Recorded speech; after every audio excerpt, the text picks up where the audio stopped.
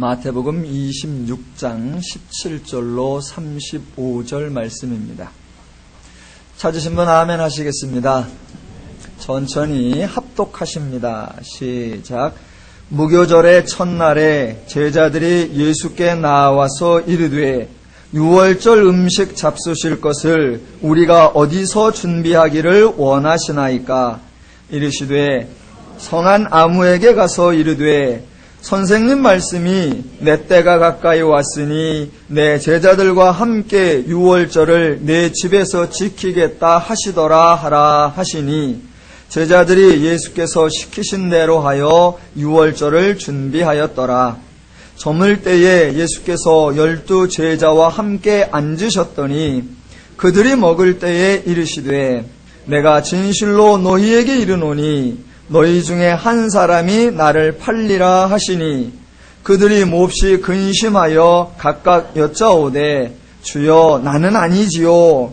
대답하여 이르시되 나와 함께 그릇에 손을 넣는 그가 나를 팔리라. 인자가 자기에 대하여 기록된 대로 가거니와 인자를 파는 그 사람에게는 화가 있으리로다. 그 사람은 차라리 태어나지 아니하였더라면 제게 좋을 뻔하였느니라. 예수를 파는 유다가 대답하여 이르되 랍비여 나는 아니지요. 대답하시되 내가 말하였도다 하시니라. 그들이 먹을 때에 예수께서 떡을 가지사 축복하시고 떼어 제자들에게 주시며 이르시되 받아서 먹으라 이것은 내 몸이니라 하시고 또 잔을 가지사 감사기도 하시고 그들에게 주시며 이르시되 너희가 다 이것을 마시라. 이것은 죄사함을 얻게 하려고 많은 사람을 위하여 흘리는 바 나의 피 곧 언약의 피니라. 그러나 너희에게 이르노니 내가 포도나무에서 난 것을 이제부터 내 아버지의 나라에서 새 것으로 너희와 함께 마시는 날까지 마시지 아니하리라 하시니라. 이에 그들이 찬미하고 감람산으로 나아가니라. 그때에 예수께서 제자들에게 이르시되 오늘 밤에 너희가 다 나를 버리리라. 기록된 바 내가 목자를 치리니 양의 떼가 흩어지리라 하였느니라. 그러나 내가 살아난 후에 너희보다 먼저 갈릴리로 가리라. 베드로가 대답하여 이르되 모두 주를 버릴지라도 나는 결코 버리지 않겠나이다. 예수께서 이르시되 내가 진실로 내게 이르노니 오늘 밤 닭 울기 전에 내가 3번 나를 부인하리라. 베드로가 이르되 내가 주와 함께 죽을지언정 주를 부인하지 않겠나이다 하고 모든 제자도 그와 같이 말하니라. 아멘. 성경은 인간의 행복을 위한 인간이 행복하게 살아가도록 가르쳐주기 위한 하나님의 진리를 담고 있습니다. 그렇게 귀한 진리이기에 바르게 이해되고 바르게 선포되어야 함에도 불구하고 진리인 것만큼이나 오해나 왜곡도 많이 발생하는 것 같습니다. 성경에는 참으로 많은 사건이 등장합니다. 그렇게 성경에 사건이 나타나면 가장 중요한 것은 왜 그 사건이 일어나느냐라는 겁니다. 그 사건이 발생하는 요인은 하나님이 그 사건을, 하나님이 그 역사를 행하시는 겁니다. 그러면 하나님이 왜 그 일을 행하실까? 하나님이 그 사건을 일으키시는 이유가 무엇일까? 그 하나님의 의도, 하나님의 목적을 이해하는 것이 가장 중요합니다. 그렇게 성경이 전하고자 하는 그 메시지가 있고 그 메시지를 전달하기 위하여 사용되는 수단, 방법 또는 사건이 있는데 그 하나님의 의도와 그 의도를 전달할 때 사용되는 사건, 그것을 잘 구분할 줄 알아야 됩니다. 목적과 사건이 핵심이 아니고 그 사건을 왜 일으키며 그 사건을 통해서 무엇을 말하려고 하는가, 그 본질을 잘 분별해야 합니다. 그 본질과 그 부수적인 것, 목적과 방법이 혼돈되거나 바뀌어버리면 그건 심각해집니다.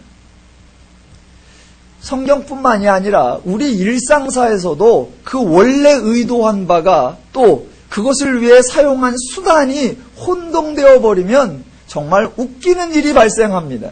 그 웃기는 예를 들어보겠습니다. 회사나 또는 학교에서 직원들 또는 회원들 간에 학생들 간에 우위를 다지고 서로를 알아가면서 단합하자라는 목적을 가지고 단합대회를 합니다. 목적이 뭐냐면 서로를 알자, 화해하자, 단합하자입니다. 그리고 그 목적을 이루기 위한 수단으로 행하는 것이 단합대회, 즉 체육행사일 경우가 있습니다. 그래서 부서별 축구대회가 열리고 과별 족구대회가 열립니다. 핵심 사안이 화해와 단합이고 주변 사항이 체육행사입니다. 그런데 일단 체육대회라고 하는 행사가 열리기만 하면 그 순간부터 중심과 본질 또 핵심과 주변 상황이 확 뒤바뀌어 버립니다. 목적이 바뀝니다. 뭐로? 우승으로. 그래서 부정선수가 등장하고 과격한 행동이 나타나고 파울이 나타나고 판정 시비가 일어나고 부상자가 속출하고 결국은 서로 싸움을 벌입니다.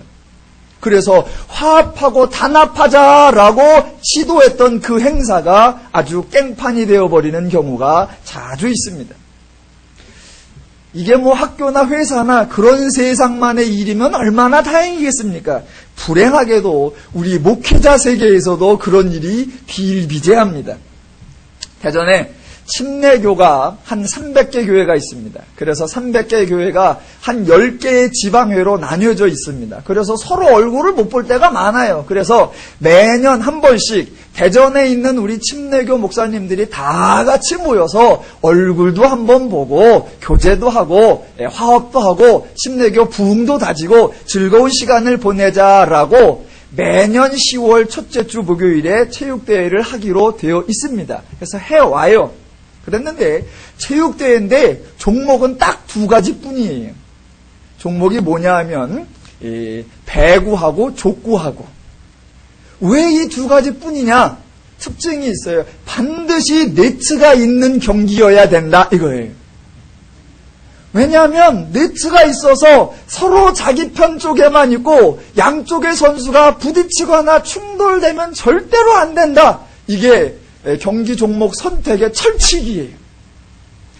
그러니까 매년 2종목밖에 없어요. 그러니까 하루는 어떤 해에는 요번엔 좀 바꿔보자 그래서 축구를 한번 하기로 했어요. 그랬는데 축구대회 끝나고 가장 부흥한 데는 정형외과였어요. 발로 차고 걷어차고 이게 아웃이네 아니네 꼬링이네 아니네 경찰을 불러야 된다는 등 난리가 났습니다. 그래서 그 다음에는 침례교 목회자 연합체육대회인데 한 3개 지방에는 우리 그런 거 안 한다. 그래서 자기네들끼리 회 먹으러 가버렸어요. 왜? 본질과 수단, 원래 목적과 방법이 혼동되니까 그래요. 그거 좀 지면 안 됩니까? 어차피 화합하기로 한 거, 어차피 즐겁게 하자고 한 거. 제가 한번 우리 지방의 체육부장을 맡았을 때 그런 제안을 했습니다. 야, 요번에 우리가 화합하자고 하는 거 아니냐. 그러니까 화합의 의미를 한껏 살려보자. 어떻게 해요? 그러길래 우리랑 경기하는 모든 팀에게 2대0으로 다 져주자. 우리랑 하면은 다 이기게 해주자. 얼마나 좋아. 그럼 우리는 저도 하나도 안 슬프잖아. 왜? 목적을 다 이루었으니까. 성공을 했을까요? 실패했을까요? 아무도 그렇게 안 한대. 목적과 목적을 이루기 위한 수단을 혼돈하면 안 됩니다. 일상사에서도 그런 일이 일어나면 안 되겠지만 성경을 이해하는데 성경에 나타나는 사건과 성경에 나타나는 메시지를 이해하는데 그 목적과 수단이 혼동되면 정말로 큰 문제가 발생을 합니다. 저와 여러분이 잘 아는 성경 사건을 하나 예를 들어보겠습니다. 성경 사무엘서에 보면 다윗이라고 하는 사람이 왕이 되는 그런 사건이 등장합니다. 다윗이 왕이 되었습니다. 하나님이 다윗을 택하여 왕으로 세우셨습니다. 그러면 다윗이 왕이 되는 그 사건에서 가장 중요한 게 뭐냐면 하나님은 왜 다윗을 왕으로 세우는 그런 일을 행하시는가라는 겁니다.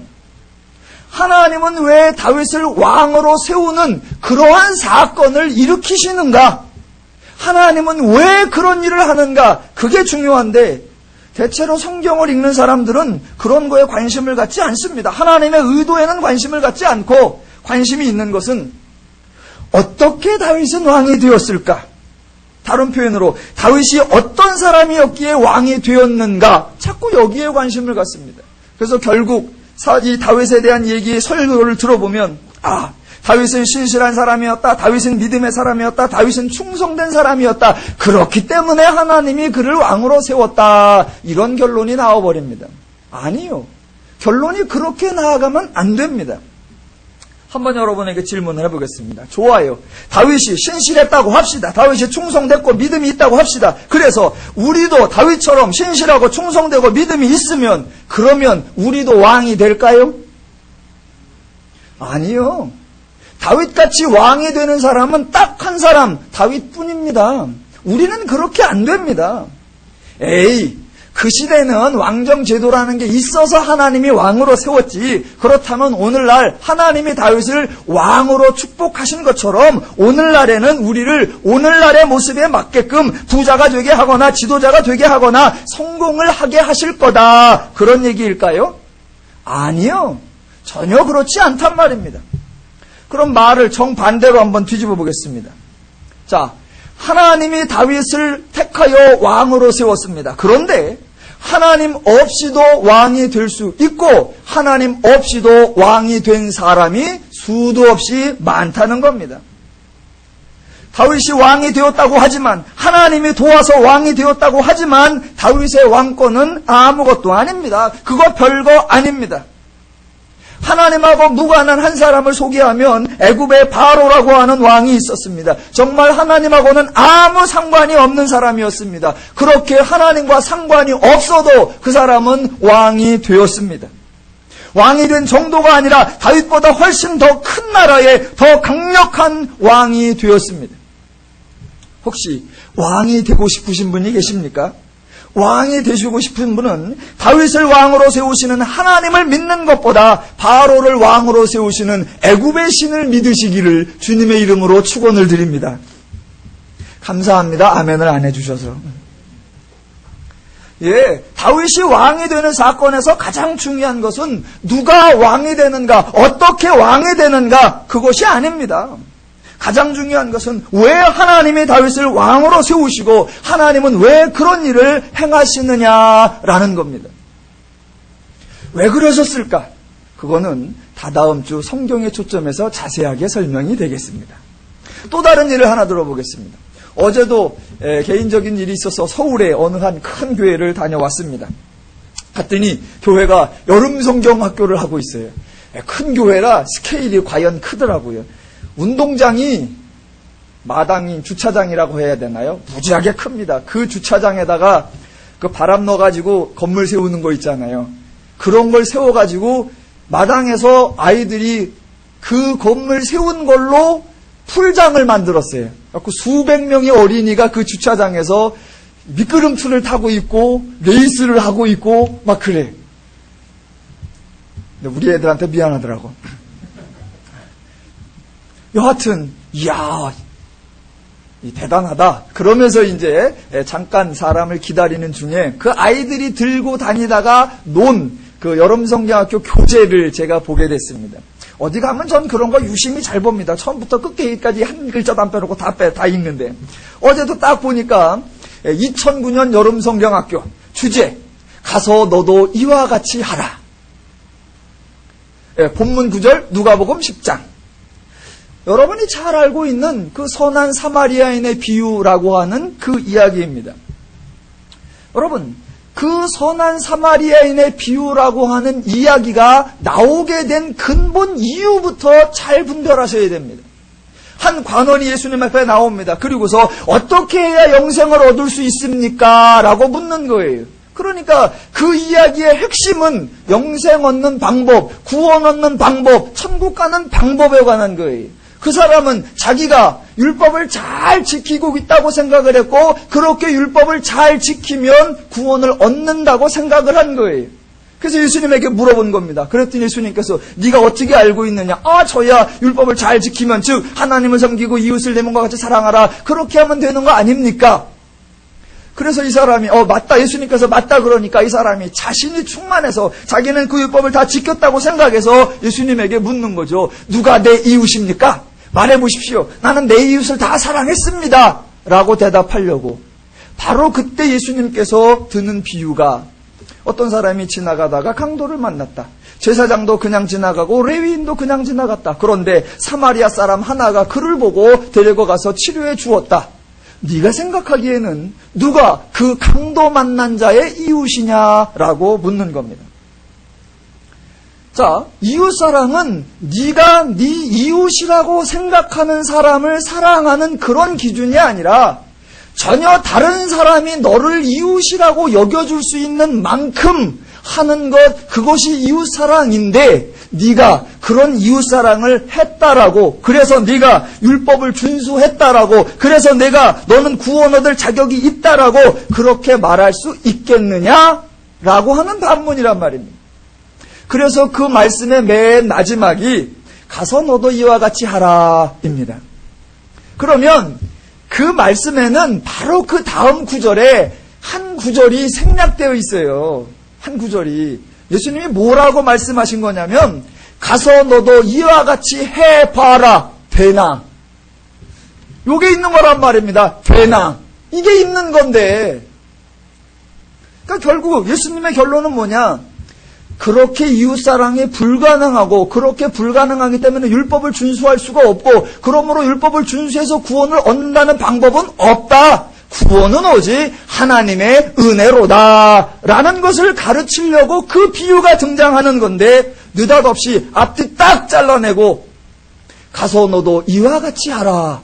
여름 성경학교 주제가 가서 너도 이와 같이 하라. 청소년 캠프의 주제가 가서 너도 이와 같이 하라. 전교인 수양의 주제가 가서 너도 이와 같이 하라.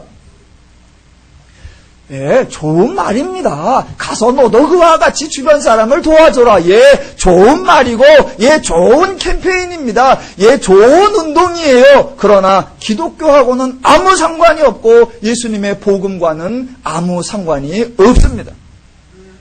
그러니까 성경에 나오는 사건, 성경에 나오는 가르침의 본질이 무엇이냐, 목적이 무엇이냐, 의도가 무엇이냐와 그것을 전달하기 위한 수단과 방법의 그 핵심 포인트가 변경되거나 왜곡되거나 오해되면 큰일 나는 것입니다.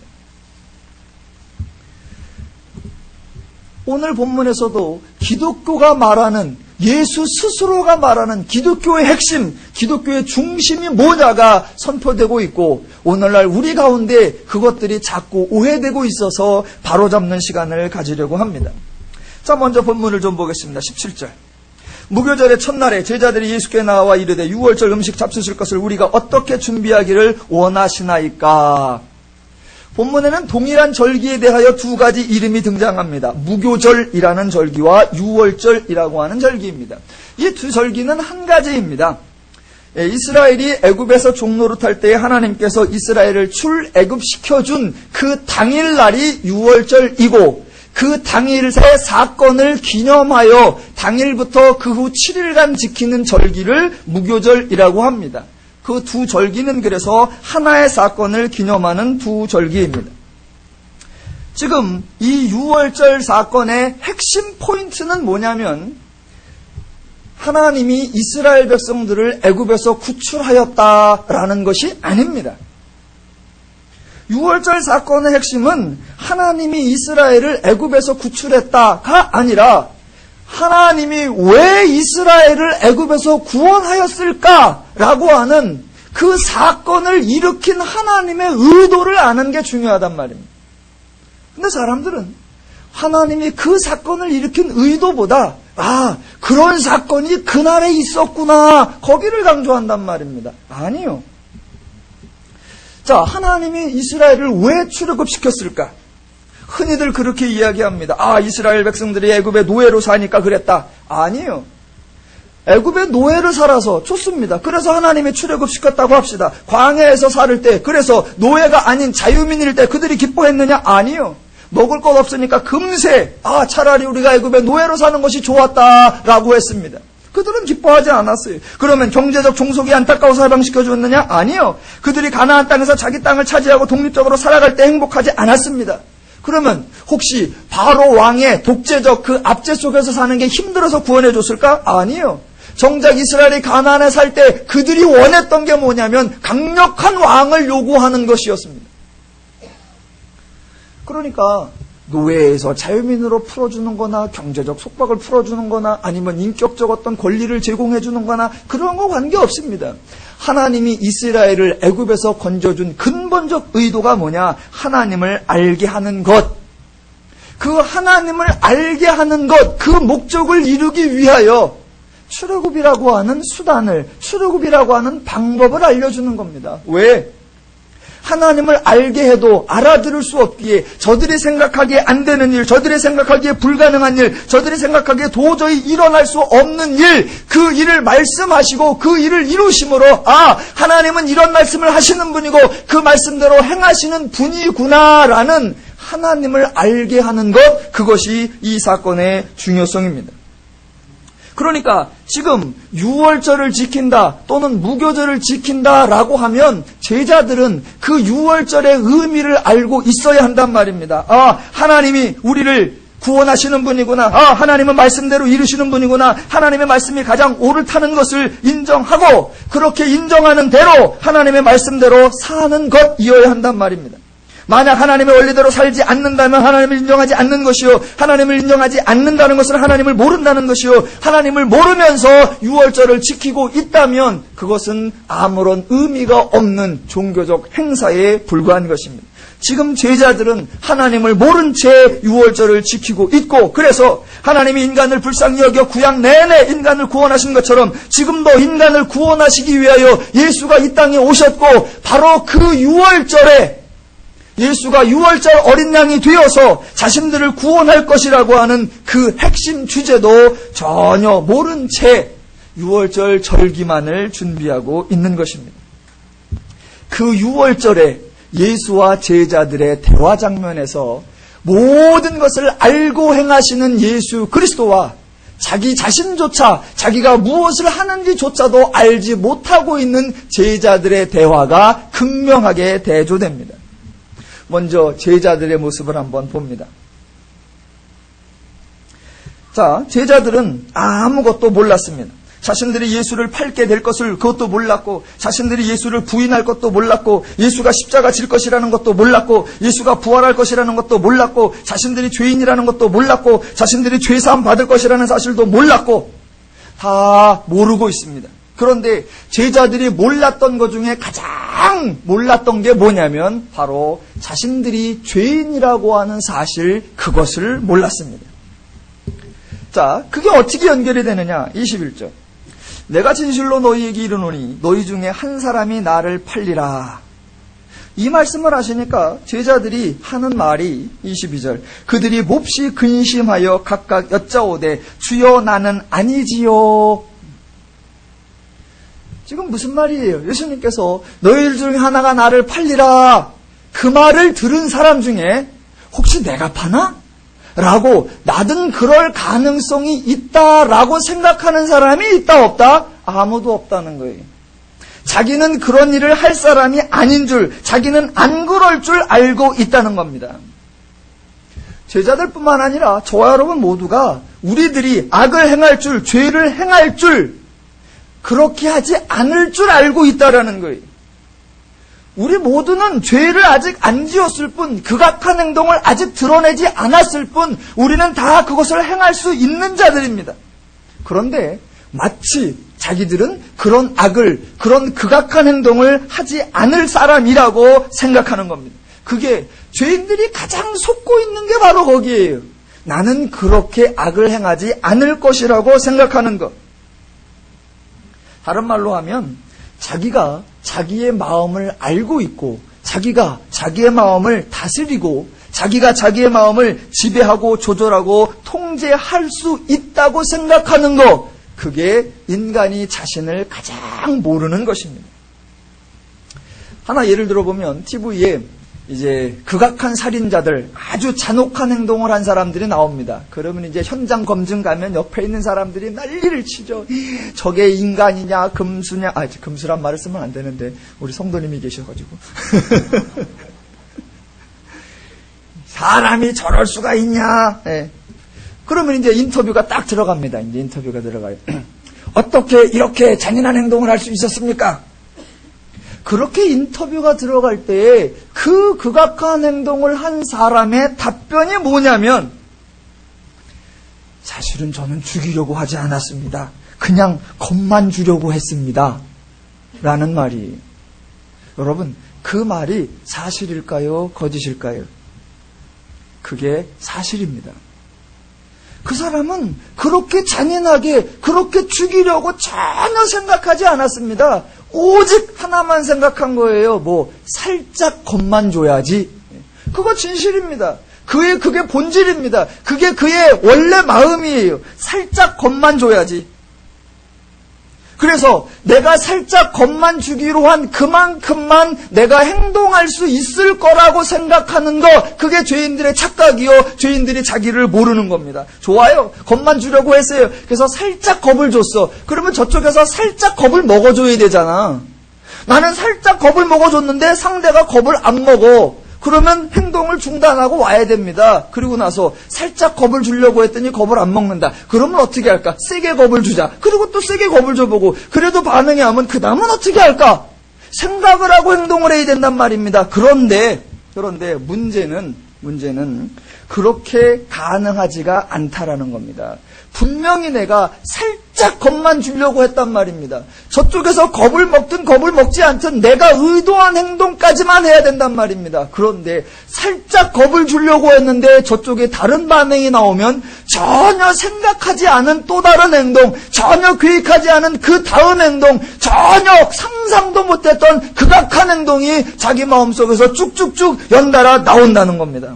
하나를 시작하면 결국은 마지막 끝장을 보는 것까지 다 가게 돼 있다는 건데, 죄인들은 자기 생각을 통제하고 조절할 수 있다고 생각을 하는 겁니다.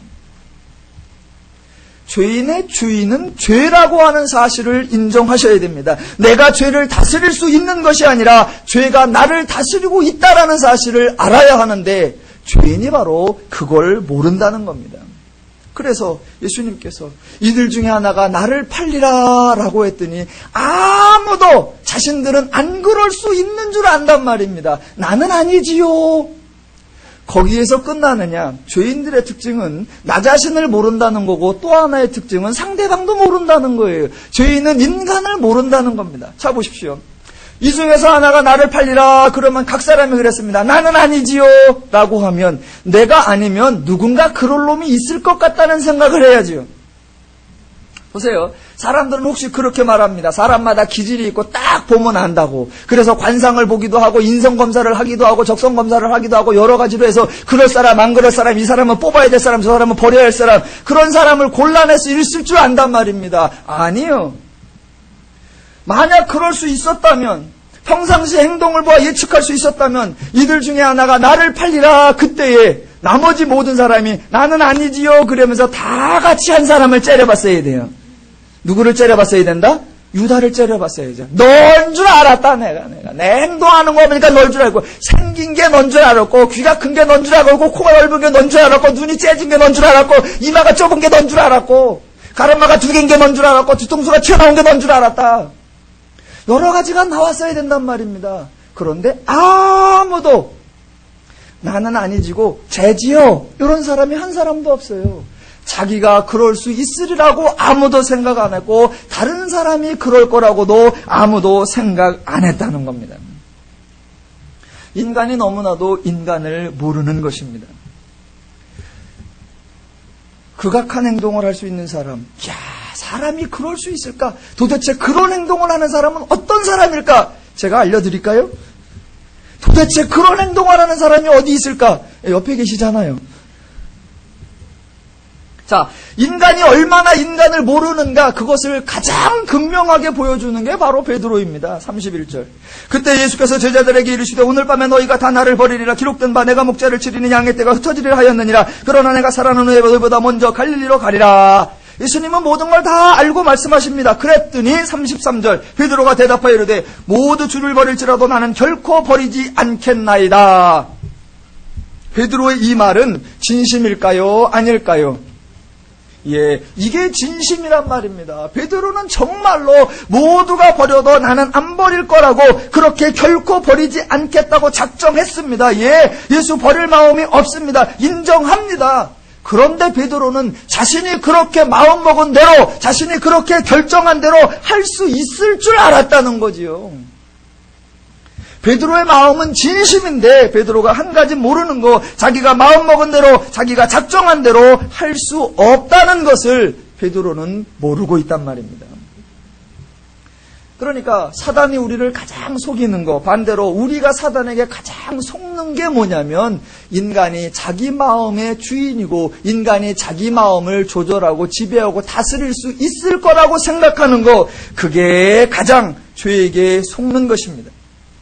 그러니까 사단은 자신의 존재, 자신의 인간의 마음의 주인이라는 것을 완벽하게 감추고 있고, 그렇게 감추고 있는데 인간이 만약 자기의 마음대로 하지 못하잖아요. 자기의 의도된 대로 하지 못하잖아요. 자기의 결정대로 하지 못하잖아요. 그러면 내가 왜 내 마음대로 못하지? 라는 생각이 들고, 그러면 이거는 죄 탓인가? 라고 생각을 하면 죄의 정체가 드러나잖아요. 그래서 죄가 자기를 감추면서 인간을 위로하고 변명하도록 만들어내는 죄의 술수적 대답이 뭐냐면, 네 마음은 진실이었다. 네 마음은 정말 사실이었다. 너는 정말 그렇게 하려고 했었다. 그런데 너는 정반대로 행동했지. 왜 그런 줄 아니? 사단 탓이야. 죄 탓이야. 그렇게 말하는 게 아니라 상황 탓이야. 너는 안 그러려고 했는데, 너는 꼭 그렇게 하려고 했는데 이거는 불가항력이었어. 상황이 그렇게 돼서 도무지 나로서는 어쩔 수 없었어. 라고 변명을 만들게 하는 것, 그게 사단의 술책입니다. 우리 모든 인간이 그 사단의 자기를 속이는 것에 속고 있고, 또 인간을 대신하여 변명케 하는 말들에 다 속아 넘어가고 있는 것입니다. 자기의 의지가 약한 탓도 아니고 상황 탓도 아니고 모든 근원, 문제의 핵심은 죄 때문인 것입니다. 35절 베드로가 이르되 내가 주와 함께 있을지언정 죽을지언정 주를 부인하지 않겠나이다 하고 모든 제자도 그와 같이 하니라. 성경에 약 3만 명의 인물이 등장한다고 하는데 그 등장인물 중에 오늘날 성도들에게 가장 오해받고 있는 인물이 제 생각에는 아마와 유다와 베드로인 것 같습니다. 유다도 다른 제자들하고 똑같고 베드로도 다른 제자들하고 다 똑같아요. 다 같이 팔아먹은 놈들이고 다 같이 부인한 놈들입니다. 그런데 우리는 유다는 나쁜 놈, 베드로는 나쁜 놈. 아니요. 유다 나쁜 놈, 베드로 나쁜 놈, 나머지 10명 나쁜 놈, 우리 다 같이 나쁜 놈.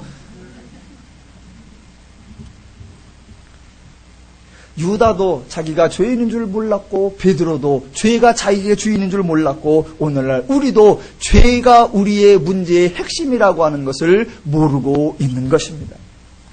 그렇게 죄인들은 문제의 핵심을 모릅니다. 그때 예수님이 하시는 말씀을 보겠습니다. 26절과 27절 그들이 먹을 때 예수께서 떡을 가지사 축복하시고 떼어 제자들에게 주시며 이르시되 받아서 먹으라 이것은 내 몸이니라 하시고 또 잔을 가지사 감사하기도 하시고 그들에게 주시며 이르시되 너희가 다 이것을 마시라. 이제 간혹 예수 안 믿는 사람들이 저에게 질문하는 것 중에 예수가 제정신이냐 이런 질문을 하는 겁니다. 왜 그러냐면 예수는 도대체 인격 구조, 뇌 구조를 상상을 못하겠다는 거예요. 왜? 지금 제자들을 앉혀놓고 니들이 다 나를 팔리라 그렇게 얘기를 해놓고 또 그들을 갖다 매겨. 지금 이게 약 올리는 것도 아니고 니들이 나를 팔리라 그러면 정신을 똑바로 차리게 혼내주기를 하든가 안 팔리도록 도망을 가든가 뭔가 대책을 해야지. 니들이 나를 팔리라 아니요 아니 판다니까 그렇게 해놓고 그러면 또 그에 상응하는 걸 해줘야 되는데 거기를 또 감사하시고 축복하시고 먹이고 마시고. 사람들이 예수의 행동을 이해하지 못하는 게 뭐냐면 제자들은 자기의 자기됨을 모르고 행동하는 것에 비하여 예수는 자기를 알고 있다라는 사실을 사람들이 모르는 겁니다. 예수는 자기가 이 땅에 왜 와야 하는지를 알고 계셨고 자기가 누구를 위하여 왔는지를 알고 있었고 자기가 그들을 위해 무엇을 해야 하는지까지도 다 알고 있었단 말입니다. 그러니까 제자들이 자기를 팔리라는 것도 알고 있었기 때문에 그 사실에 배반감을 느끼거나 그 사실에 화가 나거나 그 사실에 분노를 느끼는 것이 아니라 안타깝고 불쌍하고 긍휼히 여기사 그들을 먹이며 입히며 마시는 작업을 하시는 겁니다. 또 성경의 다른 곳에도 나옵니다. 이 장면뿐만이 아니라 이제 며칠 뒤면 예수께서 이제 십자가를 지고 죽으신단 말입니다. 죽으셨더니 제자들이 어떻게 하더라? 다 고기 잡으러 갈릴리로 가버리더란 말입니다.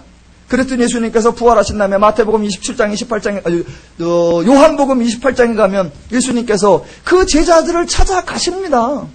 찾아가세요. 갔더니 제자들이 고기잡이 하고 있어요. 멀찍이 서셔갖고 물어봅니다. 고기를 많이 잡았느냐? 제자들 대답, 하나도 못 잡았습니다. 예수님, 쌤통이다.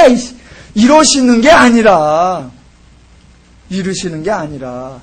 거기다 대고 알려주신단 말입니다. 그물을 배 오른편에 던져라. 그리하면 잡으리라 하시니 제자들이 그물을 배 오른편에 던지니 그 배에 가득하더라. 예수님은 죄인들의 어리석음, 죄인들의 연약함, 죄인들이 어쩔 수 없음을 알고 계시기에 그를 도우러 온 자요, 그를 축복하러 온 자요, 그 문제를 해결하러 왔기 때문에 그들을 찾아가는 것이며 그들을 도와주는 것이며 그들을 해결해 주시는 겁니다. 자, 그렇게 떡과 잔을 떼서 먹고 마시라라고 하시고 드디어 기독교의 핵심 사역, 예수의 사역의 중심, 예수 사역의 목적, 예수 사역의 본질, 기독교의 궁극적 코아, 그것을 말씀하시는 게 28절입니다. 이것은 죄의 사함을 얻게 하려고 많은 사람을 위하여 흘리는 바 나의 언약의 피니라. 자, 예수님은 제자들의 상황을 아십니다. 저들의 문제가 무엇인지도 아시는 겁니다. 충성도가 부족한 것이 아니고 의리가 부족한 것이 아니고 자기 결단력이 부족한 것이 아니고 죄가 문제라는 걸 알고 계십니다. 그렇기 때문에 예수의 사역, 십자가의 사역, 기독교의 핵심이 무엇으로 연결되느냐? 바로 죄 사함으로 연결되는 것입니다. 이 죄 사함은 두 가지 내용을 담고 있습니다. 하나는 기독교의 내용적 핵심으로 죄 사함입니다. 여쭤보겠습니다. 죄사함 받으셨습니까? 죄사함을 받은 사실을 기뻐하고 계십니까? 죄사함 받은 사실을 즐거워하고 누리고 계십니까? 기독교에 이 죄사함이라고 하는 본질적 사역 말고 부수적 사역이 많이 있습니다. 예, 부수적인 사역이 있다는 것을 인정합니다. 그러나 핵심적인 사역이 있다는 것이 전제될 때에 부수적인 사역이 의미가 나는 거지, 핵심이 빠져버리면 부수적인 사역은 아무런 의미가 없어지는 겁니다. 신앙의 핵심은 뭐냐? 죄 사함입니다.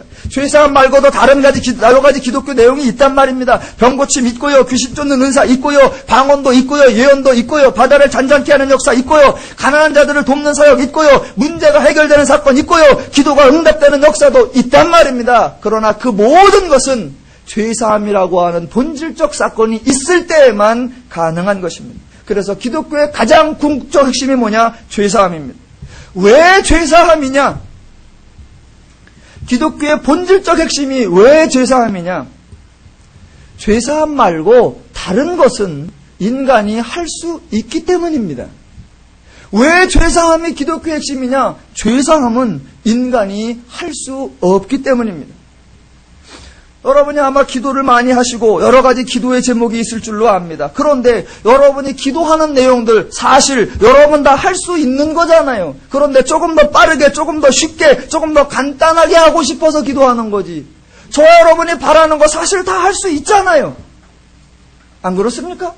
자, 부자가 되고 싶으십니까? 부자 되는 방법이 있다 없다? 있잖아요.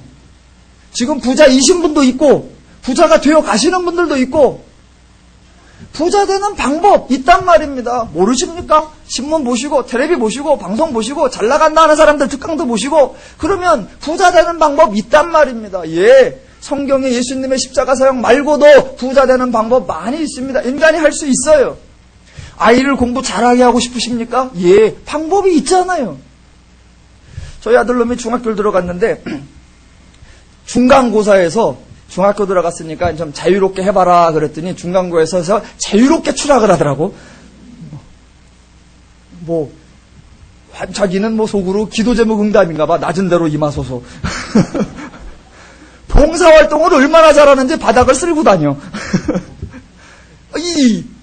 상당히 점수가 내려가더라고요. 그래서 극약 처방을 했죠. 이제 극약 처방은. 야, 다음 시험에서 이 정도 안 올라가면 넌 이제 새벽 6시부터 밤 11시까지 이 전과목 학원 다 보낸다. 이제 넌 이제 사생활은 없다. 이 정도를 무조건 해라. 그랬더니 아빠 너무 극단적이야. 그래서 야, 이 바닥을 보면서 극단이 안 나오게 되냐? 하고 이제 그렇게 딱 시켰어요. 이제. 그래서 이 정도 안 나오면 그렇게 나오고, 만약 요 정도도 안 나온다 그럼 집을 나가라. 아예 기숙사에서 24시간 하는데 그런 데로 가라. 이제 약간의 이제 겁도 주고 협박도 하고, 이제 그러면서 또 공부했냐, 숙제했냐, 뭐는 했냐 물어도 봤었고, 이제 옆에 앉아서도 있어도 보고.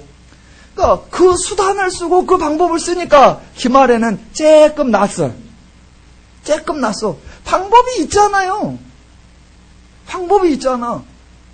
그건 기도할 문제가 아니라, 그건 하나님께 부탁할 문제가 아니라 내가 해결할 방법이 있잖아요. 또 뭐요? 건강한 거요? 예, 방법이 있잖아요. 다른 모든 건 우리가 할 수 있는 방법이 있고 우리가 할 수 있는 수단이 있단 말입니다. 그러니까 우리가 할 수 있는 거 하나님은 우리에게 하게 두시는 거예요. 하나님의 사역, 기독교 사역의 핵심이 왜 죄사함으로 연결되는가? 죄사함은 우리들 중에 어느 누구도 할 수 없단 말입니다. 무슨 재주로 죄에서 벗어나는데? 우리가 할 수 없는 일이기 때문에 예수께서 죄사함을 위해 오시는 겁니다. 또 왜 죄사함의 핵심이냐? 다른 것들은 말 그대로 본질이 아니기 때문에 그래요. 그러나 죄사함을 받는 것, 그래서 하나님을 아는 것, 하나님의 마음을 갖는 것, 그게 인간에게 가장 중요한 본질이기 때문에 그렇습니다. 자, 돈, 예, 중요한 겁니다. 그런데 모든 것은 양날의 칼 같은 거예요. 돈, 없는 사람에게는 없어서 문제예요. 그런데 있는 사람에게는 있어서 문제입니다. 대부분이 없었을 때, 있었을 때의 문제를 몰라. 예. 차라리 문제가 나도 없으면서 문제가 될 바에야 차라리 있으면서 문제가 되겠다. 그런 마음을 지금 듬뿍 갖고 계신데, 그게 아니라고요. 있으면 있어서 문제고, 없으면 없어서 문제입니다. 있다고 해결되는 문제가 아니란 말입니다. 없다고 좋다는 얘기가 아니란 말입니다. 그 자체가 결정적인 게 아니라는 거예요. 건강도 마찬가지입니다. 여러분, 건강이 있는 거하고 건강이 없는 거하고 뭐가 좋지요? 건강 때문에 탈나는 게 건강이 없는 사람입니까? 건강이 있는 사람입니까? 언제나 건강이 있는 사람이에요. 노인은 과로가 없다 그랬어요. 노인은 과로가 없다. 왜? 자기 몸을 안단 말입니다. 무리를 하면 안 된다는 걸 알기 때문에 힘들면 자버려. 그런데 젊은이는 자기가 자신이 있다고 생각해. 그래서 2박 3일을 밤을 새. 그리고 4일째 들으누워. 건강이 있다라는 것 자체가 좋은 게 아니고 없다라는 게 나쁜 게 아니란 말입니다. 그 자체가 중요한 게 아니에요. 지식도 마찬가지예요. 지식도. 사기는 누가 친다? 지식 있는 자가 친다? 없는 자가 친다? 있는 자가 쳐요. 자, 지식이 있으면 사기를 치니까 지식이 없는 게 낫겠다. 그러면 또 안 되잖아. 지식이 없으면 사기는 안 치는데 사기를 당해. 그럼 또 안 되잖아.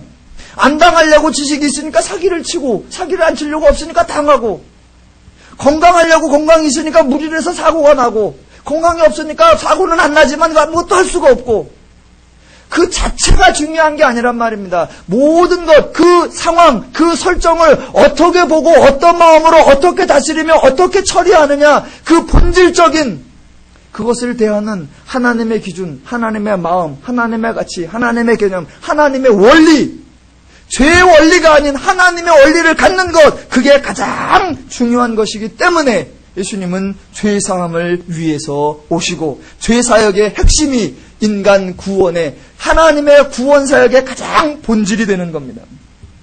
또 하나, 죄사함이 기독교 사역의 핵심이 되는 게 뭐냐? 자, 성도님들은 기독교를 얘기하면 성도라는 것 때문에 내가 무엇을 해야 되나, 내가 어떻게 해야 되나, 내가 얼마나 해야 되나, 자꾸 내가 해야 되는 거에 관심을 갖습니다. 아니요. 그러나 기독교 사역의 핵심은 하나님이 무엇을 하셨나, 하나님이 어떻게 하셨나, 하나님이 얼마나 하셨는가라는 것, 즉 하나님의 사역이 기독교 사역의 핵심입니다. 그래서 28절, 이것은 죄사함을 얻게 하려고, 기독교 사역의 내용적 핵심이 뭐냐? 죄사역이고, 기독교 사역의 방법적 핵심이 뭐냐? 많은 사람을 위하여 흘리는 바 나의 피 곧 언약의 피니라 라는 말입니다. 자, 나의 피 곧 언약의 피니라. 누구의 피다? 예수님의 피라 말입니다. 예수님은 제자들에게 피를 요구하는 것이 아닙니다. 예수님이 피를 주시겠다고 하는 겁니다. 예수님이 제자들에게 아무것도 어떤 것도 하나님이 인간에게 그 무엇도 요구하는 것이 없다라고 하는 것. 기독교의 사역의 핵심은 인간의 사역의 소산이 아니라 철저하게 완벽하게 하나님의 사역의 결과라는 것입니다. 기독교는 인간의 수고와 노력으로 세워지지도 않고 인간의 수고와 노력으로 유지되지도 않고 인간의 수고와 노력에 따라서 달라지지도 않습니다. 기독교 사역은 철저하게 완벽하게 하나님의 수고와 노력으로 이루어졌고 하나님의 수고와 노력으로 유지되고 있고 하나님의 수고와 노력으로 보장되어 있는 것. 기독교 사역의 내용적 핵심은 인간을 죄에서 구원하시는 것이고 방법적 핵심은 하나님이 행하신다라는 겁니다. 그 하나님의 피가 얼마 정도, 그 하나님의 일이 어느 영역까지 확장되어 있느냐. 많은 사람을 위하는 나의 피, 곧 언약의 피니라. 바로 이 언약이라는 말입니다. 언약이라는 말을 사람들은 자꾸 계약이라고 생각을 합니다. 그래서 양쪽의 계약 당사자가 와서 A는 이런 조건을 하라, 그럼 B는 이렇게 해주겠다. 서로 당사자가 서로 간에 합당한 일을 해서 서로 동등한 자격에서 서로 할 일을 결정하는 것, 그걸 언약이라고 생각을 한단 말입니다. 성경에서 말하는 언약은 그런 의미가 아니라 제가 생각하기에 좀 더 적절한 표현은 맹세라고 하는 표현입니다. 언약은 양쪽의 당사자가 동등한 조건에서 하는 거지만 맹세는 이 한쪽에서 일방적으로 자기의 의지와 자기의 결단과 자기의 모든 것을 쏟아붓겠다고 하는 자기의 고백입니다. 그래서 하나님이 인간을 구원하시겠다라고 하는 하나님의 맹세, 하나님의 보장, 하나님의 자기 결단, 하나님의 자기 선언, 하나님의 자기의 총체적, 궁극적, 또 뭐요? 좋은 말 다 갖다 들어대야 되는데 완벽한 그 하나님의 보장. 아멘 해야 끝날 건데.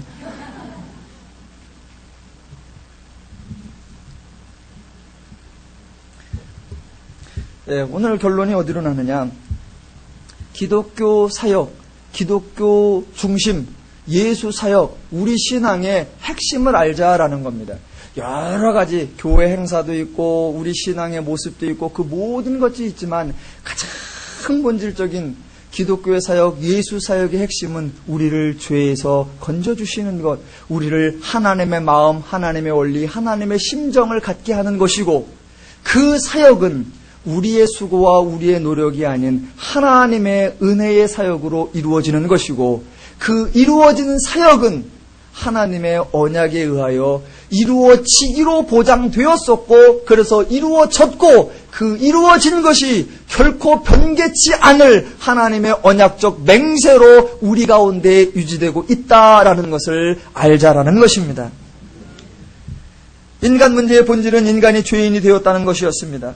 기독교 선포의 핵심은 인간이 죄사함을 받았다는 것입니다. 이제 저와 여러분은 문제가 해결된 존재요, 은혜 받으신 존재요, 축복받으신 존재요, 행복이 보장된 분들이십니다.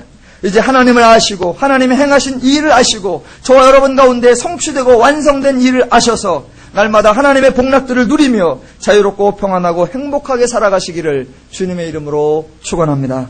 살아가시기를 주님의 이름으로 축원합니다. 살아가시기를 주님의 이름으로 축원합니다.